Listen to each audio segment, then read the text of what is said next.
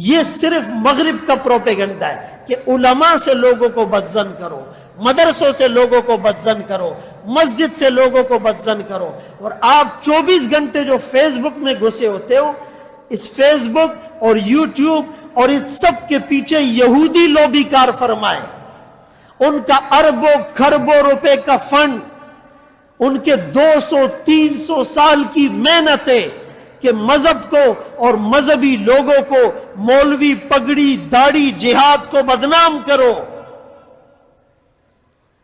ایک ساتھی کہہ رہا تھا آج کل علماء کو چاہیے چھوٹے چھوٹے کلپ بنائے، لوگ بڑے کلپ نہیں سنتے۔ پہلے تو 40 منٹ کا گھنٹے کا بیان سنتے تھے، کہا ابھی پھر علماء نے کہا 10-10 منٹ کے کلپ بناؤ، اب کہا یہ بھی نہیں سنتے، 2 منٹ کے کلپ بناؤ، اب کہتے یہ بھی نہیں سنتے، ریل بناؤ 1 منٹ، اور ڈرامہ بدیاؤ گنٹی گوری، بیان 1 منٹ کا چاہیے اور ڈرامہ 1 گھنٹے کا، اور 1 گھنٹے کے ڈرامے کے 300 ایپیسوڈ ہوں گے، 300 ایپیسوڈ ہوں گے، وہ دیکھے گا اللہ فقیر۔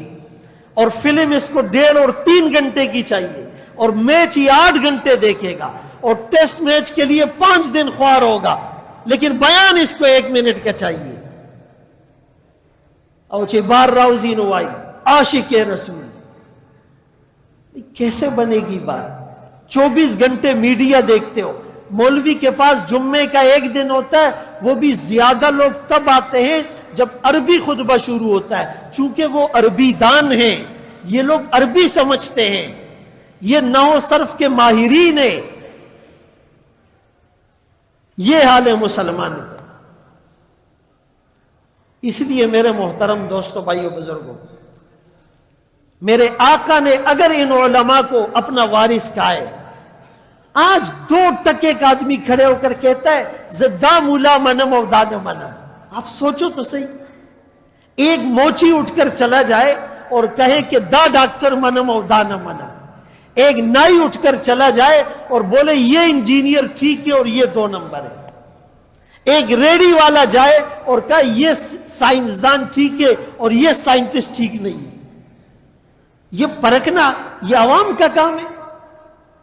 علماء کہتے یہ علماء حق ہے، یہ باطل ہے، شاہ بنا رہا۔ یعنی کتنی بڑی جہالت ہے بھائی۔ علماء انبیاء کے وارث ہیں، ان کا ادب اور احترام ہم پر فرض ہے۔ کون سا عالم صحیح کر رہا ہے غلط یہ میں فیصلہ نہیں کر سکتا، یہ یا تو علماء کریں گے یا اللہ ان سے پوچھے گا۔ کبھی بھی اپنی زبان سے ایسا جملہ نہ نکالو، میری یہ باتیں شاید آپ کو کڑوی لگے، یہ آنکھ بند ہوگی تو پتہ چلے گا اس میں کتنا وزن تھا، یہ کتنی اہم باتیں تھیں۔ آقا نے یوں ہی فرما دی العلماء ورثۃ الانبیاء۔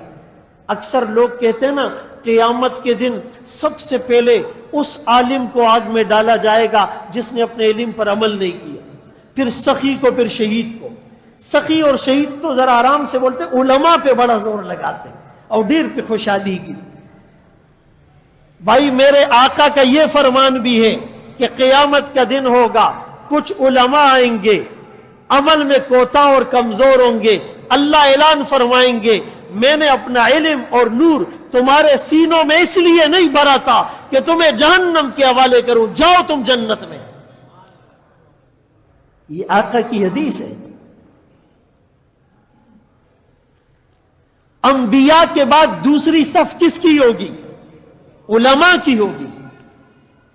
انما یخشی اللہ من عبادہ العلماء، اللہ کے بندوں میں اللہ سے سب سے ڈرنے والے کون ہیں؟ علماء ہیں۔ یرفع اللہ الذین آمنوا منکم والذین اوتوا العلم درجات، اللہ کن کے درجوں کو بلند کرے گا؟ علماء کے درجوں کو بلند کرے گا۔ خواہ مخواہ ایک نیگیٹو پرسپشن، اور جو جتنا علماء سے دور ہوگا وہ دور ہوتا چلا جائے گا، اس کو پتہ ہی نہیں چلے گا میں کہاں جا کے گرا ہوں۔